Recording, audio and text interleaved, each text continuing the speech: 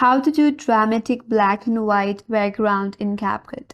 Hi everyone, this is Kate and welcome back to another video, and on today's video we will learn how we can apply dramatic black and white background on video in CapCut. So without further delay, let's get started. First of all, launch CapCut and make sure to import your preferred video. And once the video has been added to timeline, tap on the video on your timeline. Then you will see this menu bar at the bottom of this interface. You have to swipe that to your left and search for an option as filters. Using the search icon on this filter section, you can search for black and white.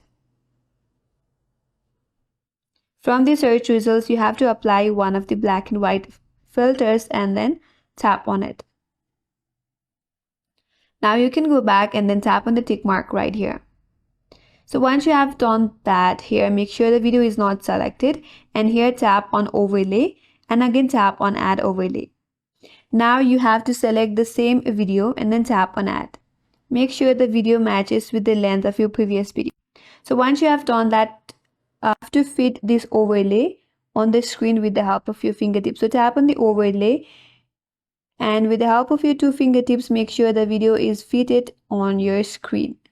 So once you're done with that, tap on your overlay again, swipe this menu bar to your left. There you have to search for remove background and then tap on remove background, and here tap on auto removal. Wait until the features get applied. Once you're done, tap on the tick mark. As you can see, black and white filter has been applied. Now once the feature is fully loaded on your video, you will see a difference where the black and white background in this video will be added.